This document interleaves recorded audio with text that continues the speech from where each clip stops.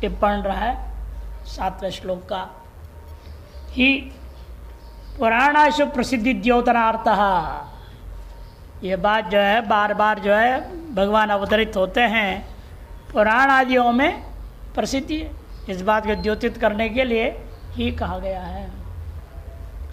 जैसे का दृष्टांत हो तथा ही ब्रह्मवेद पुराण का श्लोक दे रहे हैं। धरोवाच, धरा बोलती है, पृथ्वी बोलती है, भगवान से प्रार्थना करती है आप अवतरित हो जाइए, इन पापियों का भार मैं वहन नहीं कर सकती, बहुत पापी बढ़ गए हैं, इनको मार दो। कह रही है कृष्ण भक्ति विहीनाये ये च तद्भक्त निंदकाः तेषां महापातकी नाम अशक्ता भारवाहने। ये कृष्ण भक्ति से हीन है और कृष्ण के भक्तों की निंदक है, उनको परेशान करते हैं, पूजा करने वालों को मारपीट कर देते हैं। ऐसे जो महापातकी लोग हैं उनकी संख्या बहुत बढ़ चुका है और उन लोगों के भार मैं वहन करने में समर्थ नहीं हूँ। इसलिए इस धरती के पाप के भार को उतारने के लिए आप अवतरित हो जाइए, ऐसे निवेदन कर रही है। ग्लानिर्भवति यदा यदा धर्मस्य ग्लानिर्भवति का ग्लानि का अर्थ क्या होता है? ग्लय हर्षक्षय वादी धातु है, उसे नी प्रत्यय हुआ 19 सूत्र से 452, तो ग्लानि शब्द बना। ग्लय क्या ही को आओ जा आदेश उपदेशे अशिति आकार शब्द हो गया, ग्ला हो गया, ग्लानि ही। अग्नि पुराण बताया है ग्लानि के बारे में, मन पीड़ादि जन्य अवसादो ग्लानि शरीरगाः। मन के पीड़ा आदि से जन्य शरीर में विभिन्न प्रकार का अवसाद होता है, उसका नाम ग्लानि है। मानस पीड़ा के कारण से शरीर में जो पीड़ा महसूस होती है उसको ग्लानि, हर्ष क्षय हो जाता है। जब मन पीड़ित रहेगा शरीर हृष्ट पुष्ट मस्त कैसे रह सकता है, वो भी पीड़ित हो जाता है। साहित्य दर्पण में वर्णन किया है ग्लानि का नतीजा क्या होता है। साहित्य दर्पणे च रत्यायास मनस्ताप क्षुत पिपासादि संभवो ग्लानिर निष्प्राण प्राणकंप कार्य अनुत्साहादिर इति। कहते हैं कि रति का प्रतिभाव के आयास से भी ग्लानि हो जाती है, स्त्री से ज़्यादा संबंध करने से भी व्यक्ति को ग्लानि होती है, मनस्ताप से ग्लानि होती है, भूख और प्यास से पीड़ित व्यक्ति में भी ग्लानि हो जाती है। कहीं से रोटी ना मिले तो आदमी दुखी होगा ही, और उसे लगता है व्यक्ति निष्प्राण हो गया, और से हृदय में शरीर में प्राण में कंपन होगा कमजोरी के कारण, और कार्य करने को उत्साह नहीं होता है। ग्लानि पुरुष में किसी भी प्रकार करने को उत्साह नहीं, क्या करना है, सब ऐसे ही है, बेकार है, ऐसे मन में हमेशा अवसाद बना रहता है। ये सब ग्लानि का फल है। भाष्यकार अवतरण का दे रहे हैं अगले श्लोक के लिए, किमर्थम भाई जब जब धर्म की ग्लानि हो जाए और अधर्म बढ़ जाए, अभिवृद्धि हो, तब तब आप अपने आप को सृजन करते हो, बोल रहे हैं ठीक है, लेकिन क्यों सृजन करते हैं? बढ़ रहा है घट रहा है, जो हो रहा है होने दो। आप अपने चुपचाप अपने वैकुंठ लोक में बैठिए ना, आपको क्या परेशानी हो रही है? तटस्थ रहिए, उदासीन भाव में रहो, उदासीन उदासीनो भट्टे रहो चुपचाप। ऐसी कैसी खुजली है आपको जो है बार बार उतर आते हो बेमतलब, क्या प्रयोजन सिद्ध होता है उससे? किमर्थम ये प्रश्न संक्रांतिकार वितरण के उत्तम अर्थम स्पष्ट उक्त अर्थ का ही प्रयोजन द्वारा स्पष्ट कर रहे हैं। 3 प्रयोजन है जिसकी वजह से मुझे आना पड़ता है। क्या है वे 3 प्रयोजन? वही श्लोक में बता रहे हैं। परित्राणाय साधूनां विनाशाय च दुष्कृतां धर्म संस्थापनार्थाय संभवामि युगे युगे। परित्राणाय साधूनां विनाशाय च दुष्कृतां धर्म संस्थापनार्थाय संभवामि युगे युगे। परित्राणाय साधूनाम, पहला है साधु पुरुष, सत्पुरुष, सन्मार्गगामी, वैदिक मार्ग में चलने वालों जो लोग होते हैं उन लोगों की परित्राणाय। क्योंकि वे लोग ऐसे होते हैं जो भगवान से भी कुछ मांगते नहीं हैं, अपना कर्तव्य समझ के वैदिक कर्म उपासनाएं करते रहते हैं, इन मांगते कुछ नहीं है। जब ऐसे लोग पीड़ित करने लगते हैं लोग, तब भगवान को आना ही पड़ता है। और उन्हें पीड़ित करने वाले जो दुष्कृता, उनको विनाश करना जरूरी है, नहीं तो ये उत्पीड़न करने से रुकेंगे नहीं वो लोग। उनका स्वभाव बन गया है, दूसरों को परेशान करके मजा लेते हैं। किसी किसी के अंदर होता, हमने एक बच्चे को देखा था, बहुत ही विचित्र था। वो जो है पकड़ लेगा तितली को, जब कोई भी उड़ने वाली चीज़ को पकड़ लेता था तो एक पंख तोड़ेगा। उड़ नहीं पा रहा है, परेशान हो रहा है, वो फुदक रहा है, उसको मजा आता था। हाँ देखो, खुश होता था। इधर से दूसरा पंख तोड़ेगा, फिर एक टांग तोड़ेगा, फिर दूसरी टांग तोड़ेगा। वह कहता था इस बालक को क्या दिमाग खराब हो रखा है, कैसे संस्कार है इसका। एक बार देखा, दो बार देखा, मैं तीसरी बार रहा ना, इसको बुलाया, तुम ऐसे क्यों करते हो? मान लो तेरे कान में ऐंठूं, तुमको अच्छा लगेगा? एक को खूब घुमा दूं, फिर तो रोते रहेगा परेशान, फिर दूसरी घुमा दूँ आराम से, फिर इधर हाथ को मरोड़ दूँ, पैर को मरोड़ दूँ, अच्छा लगता है तेरे को? कहते नहीं। फिर तो दूसरे को क्यों कर रहा है? वो तो बेचारे छोटा सा जंतु है, तो ऐसे किसी बड़े का करके दिखा दे, चार चाटा मार देंगे। निरीह जंतुओं को तुम क्यों ऐसे कर रहे हैं? उसे तो कुछ नहीं बोला, चला। जाके कहा होगा अपने माता पिता से, महात्मा जैसे बोल रहे हैं, उन लोगों ने भी डांटा उसको। उसे अगला दिन आया, बोलने लगा, स्वामी जी पता नहीं क्यों मुझे अच्छा लगता है। छोटे छोटे बच्चों को पीटता था, बाद उसने बताया खुद ही, जो अभी पालना में है उसको जाएगा पीटेगा, उसको रुला करके भाग जाएगा, किसी घर में घुस जाएगा। नहीं तो कन्या ऐसे खराब काम कर रहे हैं। तो कन्या तो घर घर में घुस के जो माखन चोरी करता था, ये तो घर से बच्चों को रुलाने में लगा रहता है। फिर खुद ही उसने सब बताए, मैं ऐसे करता हूँ, मुझे वो अच्छा लगता है। लेकिन अब आपने कहा, माता पिता को बताया तो वो भी डांट दिए। मैं सोच रहा हूँ आज से अब नहीं करूँगा। मैंने कहा ठीक है तेरी मर्जी। किसी के संस्कार ये सब होते हैं, किसी जन्म के कौन सी है।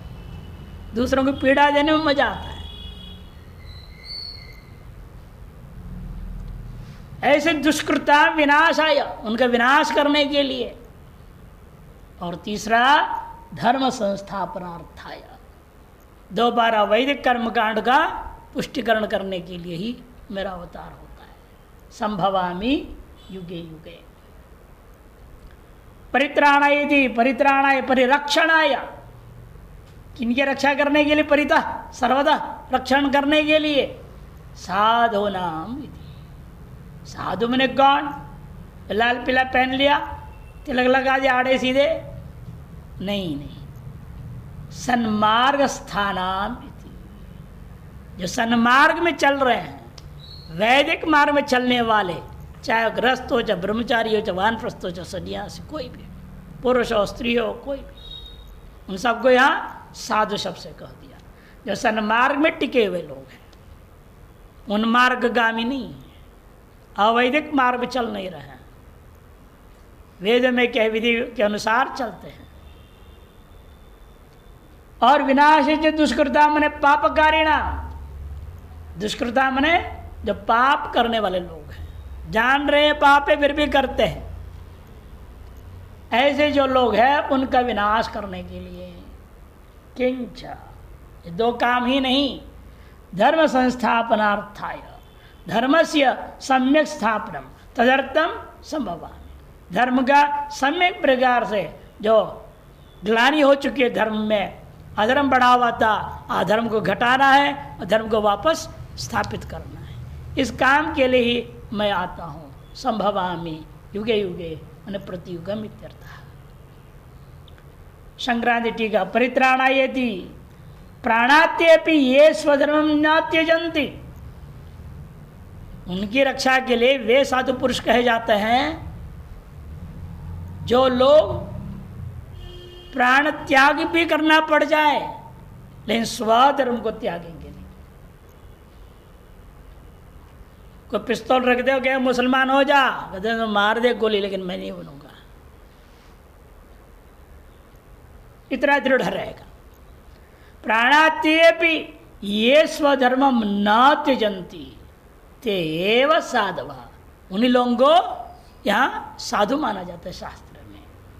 तेषाम स्वधर्मैक शरणानाम परित्राणाय, जो स्वधर्म मात्र में शरण रहने वाले ऐसे उन लोगों का रक्षा करने के लिए, क्योंकि तेषाम विनैव प्रार्थनाम यह परलोकयोर विच्छिन्न यथा न स्यात्, क्योंकि वे तो प्रार्थना करते ही नहीं, मुझे ये चाहिए मुझे वो चाहिए मेरी रक्षा करो, ये भी नहीं बोलते वो,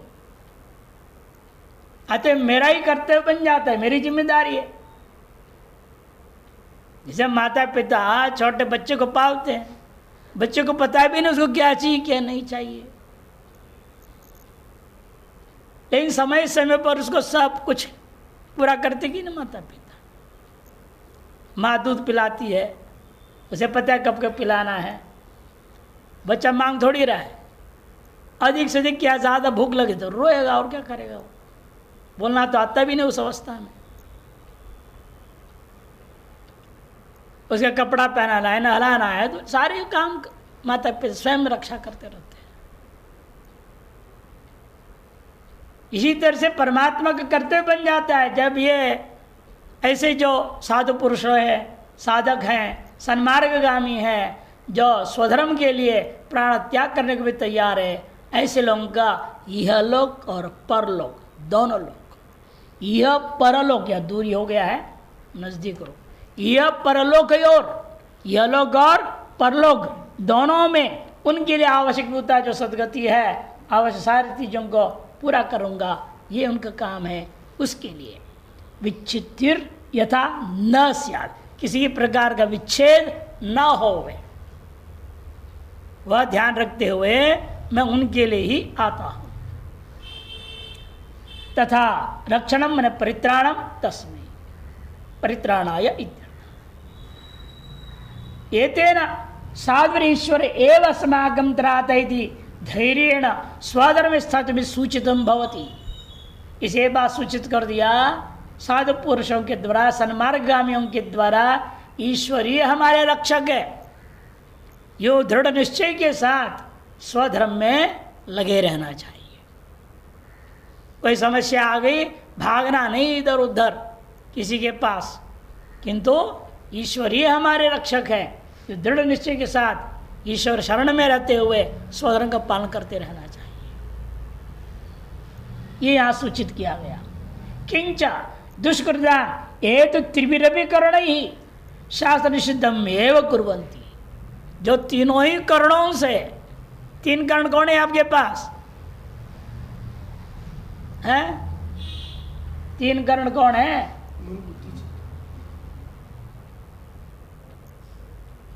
अरे कर्मेंद्रिया, ज्ञानेन्द्रिया और अंतःकरण। हाथ पैर आदि कर्मेंद्रिया, इससे भी पाप करता है, ज्ञानेन्द्रियों से भी पाप करता है, गलती नजर लगाता है हर चीज में। गलती सुनना, गलती सब सारी इंद्रियों से गलती करना, और अंतःकरण मन से भी गलती, गलत संकल्प, गलत जब तब, गलत सब उल्टा काम करना। हरिद्वार मेरे गंगा घाट में, सारसन के बाहर बगीचे के घाट में एक आदमी बैठा होता, महात्मा था वेश में, और वो माला यूं उल्टा फिर रहा था। और मल्लेश्वर जी जो थे वहाँ गए, उन्होंने देखा, महात्मा जी आप ऐसे क्यों फेरते हैं, लोग तो यूं फेरते हैं। जब महाराज आपको पता नहीं है यूं क्यों फेरा जाता है? दूसरे को मारने के लिए। और जब कर रहे हैं किसी की हत्या के लिए, बताओ, कोई मर जाए उसके लिए मारण प्रयोग। इसीलिए आदमी देखने बैठा है साधु का वेश में है, लगा रखा है, बेल त्रिपुंड लगा रखा है और जप कर रहा है, अब अंदर से संकल्प ही गलत है, इसको मारने के लिए प्रयोग कर रहा है। इसे अंतःकरण का दुरुपयोग हुआ। से तीनों कर्ण, बाह्य जो स्थूल हमारा है, कर्मेंद्रिया, ज्ञानेन्द्रिया और अंतःकरण, से त्रिवी कर्ण ही कह दिया।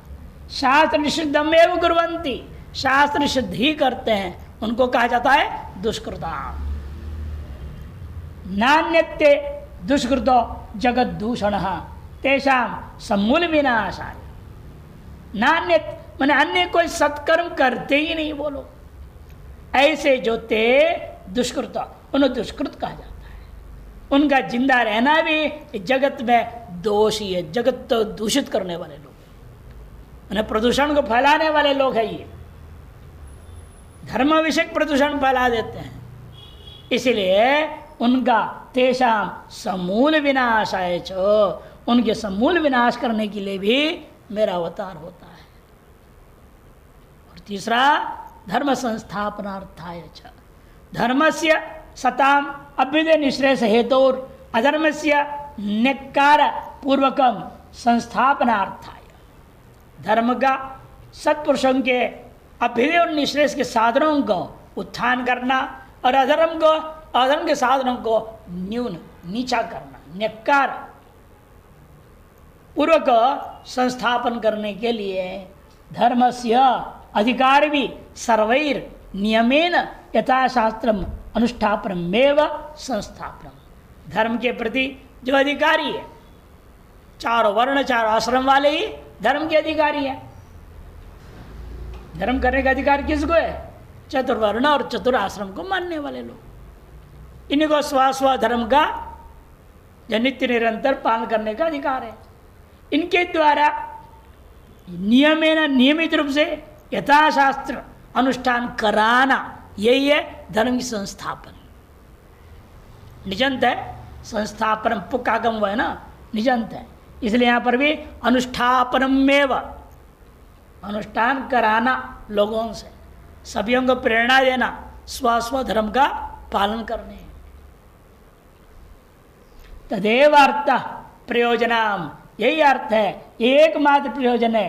तस्मै, तार्स प्रयोजन के लिए युगे युगे कृतादौ भूयो भूय स्वमाया स्वयमेव संभवामि अवतरामि इत्यर्थः।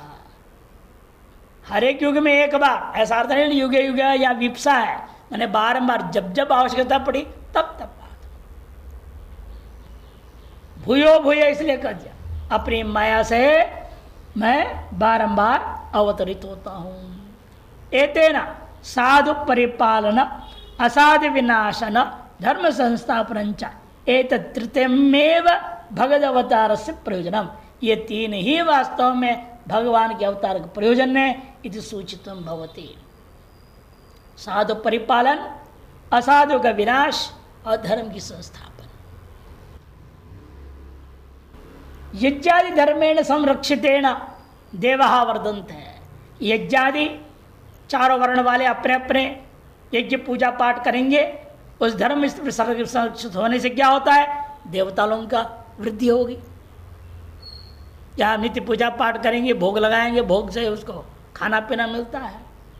यदि उनको संकल्प में सब कुछ मिल सकता है, ये है रिद्धि सिद्धि सामर्थ्य है, लेकिन व्यवस्था ईश्वरीय व्यवस्था के अनुसार वे चलते हैं, वे सिद्धियों का दुरुपयोग नहीं करते। उन्हें यही रहता है मनुष्य भोग लगावे, हम उसको ग्रहण करें। और जब तक ये संसार मनुष्य भोग लगाते रहेगा तब तक देवता हृष्ट पुष्ट रहेंगे, वो भी अपने अपने काम ठीक समय पर वर्षा आदि सब कुछ करते रहेंगे। वृष्टियश्चित्ताविर, और उनके द्वारा क्या होगा, वर्षा आदि सभी ऋतुओं में जो जैसा होना चाहिए होते रहेगा, वो भी समय पालन करेंगे। नहीं तो भी अपना काम क्यों करें आपके लिए, वो भी अपना कर्तव्य करेंगे नहीं ठीक से। इसे कहीं आजकल देख ही रहे हैं, कहीं अधिक वृष्टि हो रही है, कहीं वृष्टि नहीं हो रही है, असंतुलित चल रहा है। यह असंतुलन का पीछे क्या है, इन जीवों के अपना कर्माभाव। हम अपने स्वधर्म का पालन नहीं करेंगे तो सारी व्यवस्था बिगड़ेगी। अन्नेन प्राणिना सर्वे जीवंती, और उससे क्या होगा, अन्न पैदा होगा, अन्न से क्या होगा, प्राणी खा पी के ठीक रहेंगे, सर्वे जीवंती। अतो धर्म संरक्षण मात्रेण विश्वमेव सर्वं रक्षितम भवति। इसे धर्म की रक्षा करने का तात्पर्य क्या हुआ, सारा विश्व का, सारा ब्रह्मांड का ही रक्षा करना हो जाएगा। इसे पृथ्वी लोक में धर्म की स्थापना हो जाए, उसे पूरा संसार ठीक चलेगा। यहाँ व्यवस्था बिगड़ गया, सारा संसार में सब कुछ बिगड़ जाएगा। इति भाव, इसी वजह से परमात्मा को अवतरित होना पड़ता है। दुष्कृताम साधुनाम, ऐसे बहुवचन क्यों किया भगवान ने, बहुतम अविवक्षितम, ये जरूर नहीं है बहुवचन जो कह दिया तो बहुत पापियों के लिए भगवान अवतरित होंगे, एक पापी को मारने के लिए अवतरित नहीं होते, ऐसा अर्थ नहीं ग्रहण करना कि भगवान के ऐसे भी स्फूर्ति अवतार हुआ है, एक दुष्ट को मारने के लिए भी अवतरित हो गए। जैसे गजेंद्र मोक्ष, गजेंद्र हाथी को मगरमच्छ ने पकड़ लिया था, और एक मगरमच्छ को मारने के लिए भगवान को अवतरित होना पड़ा। इसे एक को मारने के लिए भी आ सकते हैं, दो को, 100 को, 1000 को, जितने भी है। इसे बहुवचन अविवक्षित है, बहुत पापी होंगे तभी आएंगे ऐसी बात नहीं, निर्भर होता है स्वधर्म पालन करता हुआ भक्तों के ऊपर निर्भर है। वहाँ एक गजेंद्र था, भगवान के भक्त था, भगवान की स्तुति की, कमल का फूल चढ़ा दिया, उतने से भगवान को आना पड़ गया। इसलिए आगे लिखा है, देखिए यहीं पर भी, गजेंद्र मोक्षादि यथा अतएव अवताराश्च अनेकदाः। गजेंद्र मोक्षादि में जिस पर आपने देखा बहुत अविवक्षित इसलिए करनी पड़ेगी, एक के लिए भी अवतरित होना पड़ा, इसलिए निश्चय निकलता है अवतार भी अनेक प्रकार के होते हैं। तत्र स्फूर्ति अवतार एकायैव, स्फूर्ति अवतार होता है एक का ही भला करने के लिए, अंशावतारस्तु अनेका इति ज्ञेयम्, और अंशावतार होता है वो अनेकों का भला करने के लिए और अनेकों दुष्टों को खत्म करने के लिए। तेषा विनाशोपि शरीर मात्र, वास्तव में इन दुष्कृतों का जो विनाश भगवान कह रहे हैं, शरीर मात्र को खत्म कर देते हैं, वास्तव में उनका भी भलाई कर देते हैं भगवान, उनकी कल्याण कर देते हैं, उनको निग्रह करते हुए उनका अनुग्रह कर देते उन पर। यह विशेषता है भगवान की। वस्तुतस्तु तेषां कल्याणार्थम एवं, उनका कल्याण के लिए उनका शरीर को खत्म किया गया। यथोक्तम वाल्मीकि रामायणे, वाल्मीकि रामायण इसलिए भगवान ने कहा भी है, मच्छरिस्तम रणे शांतस ततः पूतो भविष्यसि, मेरे बाण से मारे जाने पर और इसे तुम्हारे शरीर भले शांत हो गया, लेकिन तुम्हारा तो कल्याण हो गया, तो पूतो भविष्य, तुम अत्यंत पवित्र हो गए, मेरे बाण से मारे जाने पर तुम अत्यंत पवित्र हो गए, तुम्हारा तो उद्धार हो गया, ऐसे कहा है। अन्यत्र भी कहा, लालने ताड़ने मातुर न कारुण्यम यथार्भगे तद्देव महेशस्य नियंतुर्गुण दोषयोः। जैसे माता जो है अपने बच्चे पर लालन करती है और ताड़न भी करती है। जो ताड़न कर रही है, क्या माता करुणाहीन हो गई, निर्दयी हो गई है, दुष्टा हो गई क्या? माता बच्चे को पीट रही है, उसमें माता का भाव क्या है? वहां पर उस बच्चे का हित में ही है, उसका कल्याण के लिए ही है, उसको सन्मार्ग में लाने के लिए कर रही है। वो उसे हो रहा है जो भी अपराध, उसे उसको दूर करने के लिए करती है। इसे लालने ताड़ने, चाहे लालन हो चाहे ताड़न हो, ये सब करती है कौन? माता। मातुर न अकारुण्यम, उसे उस माँ में करुणा भाव खत्म हो गया, निर्दयी हो गई, दुष्टा हो गई, ऐसा अर्थ नहीं किया जाता। ठीक उसी प्रकार महेश्वर में भी समझो। तद्वदेव महेशस्य नियंतुर्गुण दोषयो, गुण दोष का संतुलन करने के लिए दुष्टों को मार रहे हैं, तो वह भी उनका कल्याण के लिए है। अर्थात निग्रहोपि अनुग्रहाय भवति, निग्रह भी अनुग्रह करने के लिए होता है। युगे युगे इत्यत्र नावश्यम भावी प्रतियुगे रूढ़ता, युगे युगे तात्पर्य यह नहीं है अवश्यम भावी प्रतियुग में आगे आएंगे ही, एक बार कम से कम आएंगे ही, ये कोई नियम नहीं है। किंतु काल विशेष संयोग इत्यर्थ, जब जब एतार स्थिति हो जाती है, आवश्यकता पड़ती है, तब तब आएंगे। काल विशेष संयोगे कार्यत्रय सिद्ध्यर्थम, काल विशेष का संयोग में कार्यत्रय का सिद्धि करने के लिए आवश्यकता अनुसारेण भवति, आवश्यकता के अनुसार उनका अवतार होता है। तच्चोक्तम पूर्व श्लोके, ये बात भी पूर्व श्लोक में स्पष्ट कह दिया था। तदा आत्मानम यदा यदा तदा तदा, कालवाचक शब्द प्रयोग कर चुके थे। अंतर क्या है स्फूर्ति और आंशवता? स्फूर्ति झटिति आए, झट्टा गया ना, वो कोई वहां पर गर्भिणी हुई क्या? हरि अवतार, वो हरि अवतार बोलते हैं ना उसको, हरि का अवतार क्या? उसमें कोई राजा के यहाँ या किसी के यहाँ कोई गर्भिणी हो गई, वहाँ से बन के आगे बच्चे बन के आए, जैसे कृष्ण का आता है, राम का कहानी आता है। वो अंशावतार में ऐसा होता है। अंशावतार जब होता है, जब हम लोग भी क्या है, अंश है ना, हम लोग क्या होता है, इसलिए मातृगर्भ से आते हैं।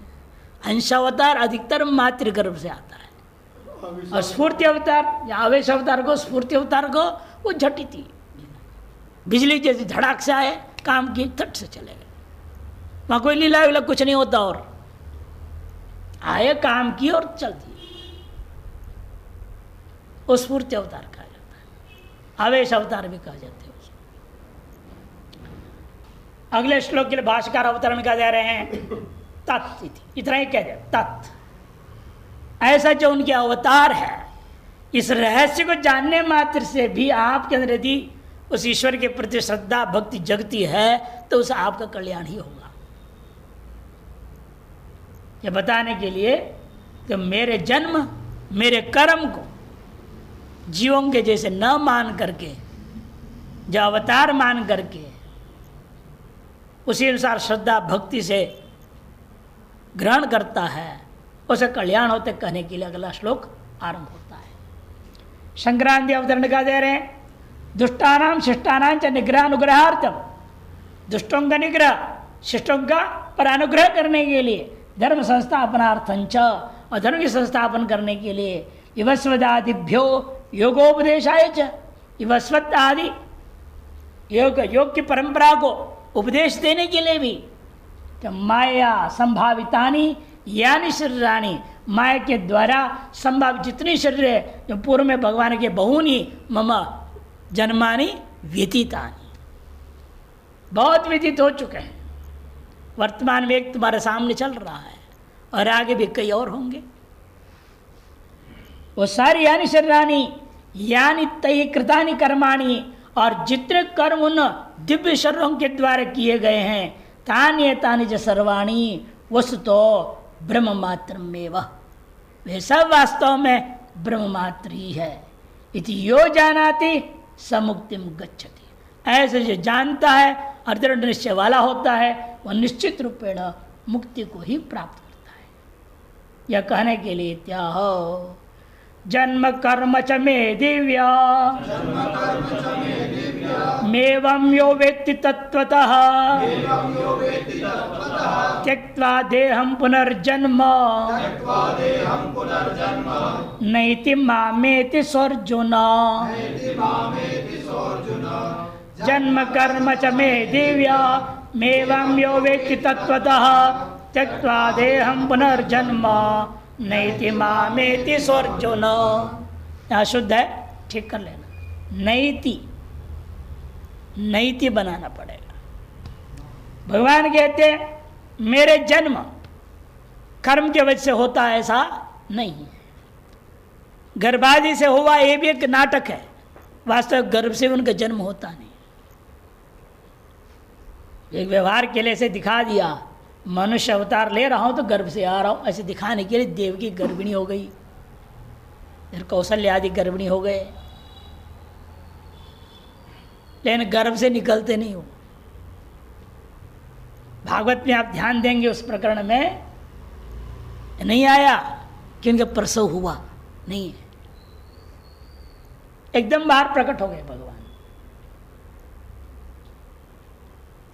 और गर्भ गायब हो गया। वहां कोई आया नहीं, प्रसव हुआ है, नाल काटा जाए, गांठ बांधी जाए, कोई धाई आई हो, कुछ नहीं, नाल काटा है। बल्कि उस समय ऐसे भगवान ने माया कर दी, सब पहरेदार उधर सब सो गए, किसको पता ही नहीं चला। इसे पूर्व में मालूम होता था, धाई आती थी, काटती थी, बच्चा उठा के ले जाकर जो कंस को देती थी। बाकी में वर्णन आया, वहां नहीं आया, बल्कि वहां सब बेहोश हो गए, सब सो गए और एकदम वहां कारागृह में प्रकट हो गए बच्चा के रूप में। और प्रेरणा दिया वसुदेव को उठा के ले जाओ, यहां से सुरक्षित कर दो। तो इसीलिए वहां गर्भ के द्वारा आना, बाहर आना, यह भी कोई जरूरी नहीं है। उस प्रसंग में पूरा आप देखिए पता चलता है। इसे मेरा जन्म भी क्या है, मायामय है,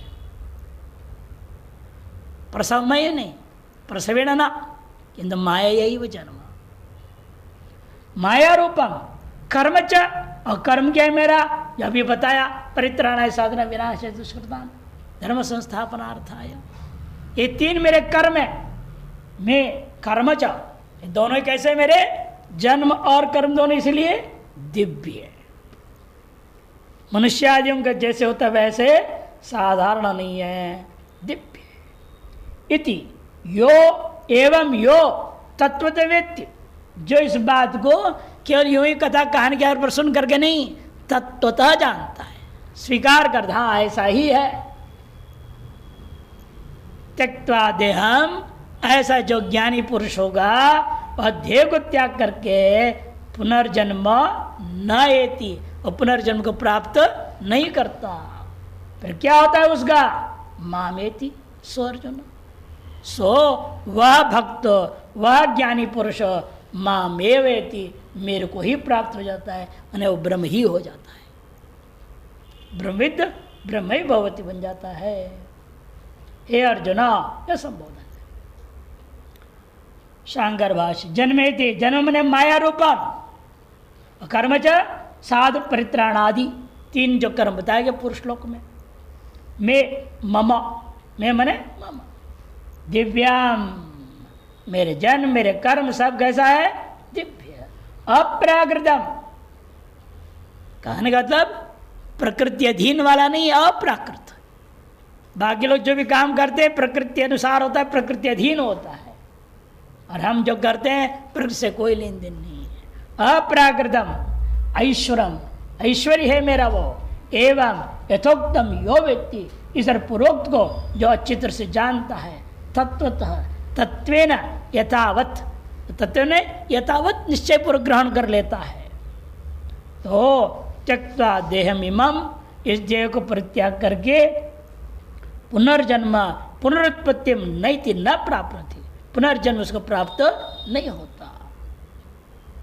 फिर कहाँ चला भूत प्रेत बने भटकेगा क्या? कहते नहीं, मामेति आगच्छति, मेरे ही स्वरूप में आ जाता है, मेरे स्वरूप को प्राप्त कर लेता है। कहने का अभिप्राय सामुच्यते, वह मुक्त हो जाता है। ये अर्जुनो इति संक्रांति टीका जन्म कर्मेति इतरानपेक्षया स्वात्मनि स्वयं में स्वप्रकाशेन दीप्यते, प्रकाशयति दिव्यम। इतर की अपेक्षा के बिना स्वयं में स्वयं से ही स्वप्रकाश के द्वारा दीप्त होता है, प्रकाशित होता है, ऐसा उसका नाम दिव्यम। निर्विशेष चिदेक रसम परम ब्रह्म इत्यर्थः।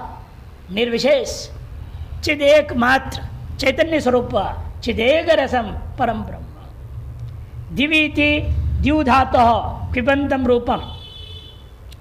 दिव्य जगह यहाँ पर क्या है? दिवी भवम इति दिव्यम बना है ना, दिवी भवम इति दिव्यम।